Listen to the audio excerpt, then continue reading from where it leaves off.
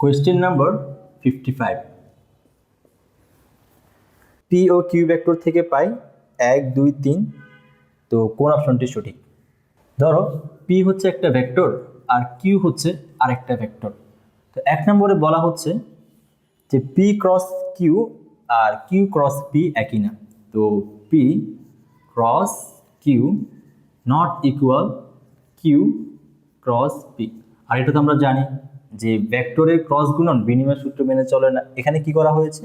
P Q এর অবস্থান exchange করা হয়েছে বা বিনিময় করা হয়েছে। আর ভেক্টর গুণন তো বিনিময় সূত্র মেনে চলে না, কারণ তুমি যখন পি ক্রস কিউ করবা, মনে করো এটা হচ্ছে পি ভেক্টর, এটা হচ্ছে কিউ ভেক্টর। তো যখন পি ক্রস কিউ করবা উপরের দিকে আর কিউ ক্রস পি করলে নিচের দিকে, তাহলে দুইটা ভেক্টর বিপরীত দিকে, তাহলে ভেক্টর তো সেম হবে না।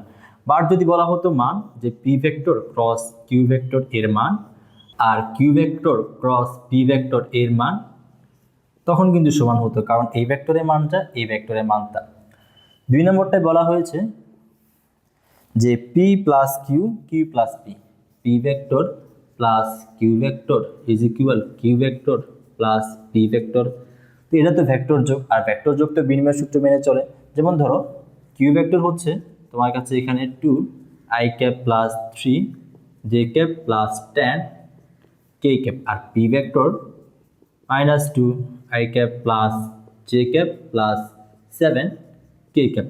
এখন তুমি কিউ প্লাস পি করো অথবা পি প্লাস কিউ করো, দোনো ক্ষেত্রে এখানে কত আসবে? 0 i ক্যাপ। তুমি এটার সাথে এটা যোগ করো বা এটার সাথে এটা যোগ করো, কত আসবে? এখানে 4 j ক্যাপ। সিমিলারলি এখানে তুমি সেম জিনিসটাই পাবা। তো পি প্লাস কিউ যেই কথা, কিউ প্লাস পি একই কথা, অতএব ভেক্টর যোগ কি করে? বিনিময় সূত্র মেনে চলে।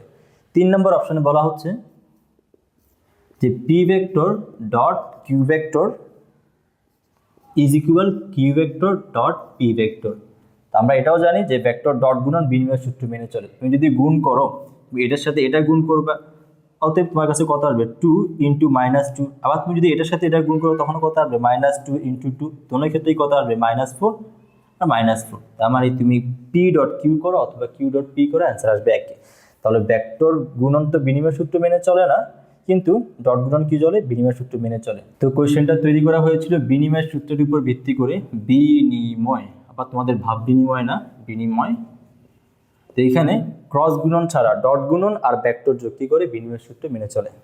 আবার ভেক্টর বিয়োগ ফলে কিন্তু বিনিময় সূত্র মেনে চলে না। যেমন মনে করো কি যে একটা হচ্ছে A vector minus B vector, তুমি বললা যে ভেক্টর বিয়োগ ও বিনিময় সূত্র মেনে চলে, তাহলে তো B vector minus A vector same হওয়া উচিত না, কিন্তু এটা সেম না। তাহলে কোন অপশনটা সঠিক?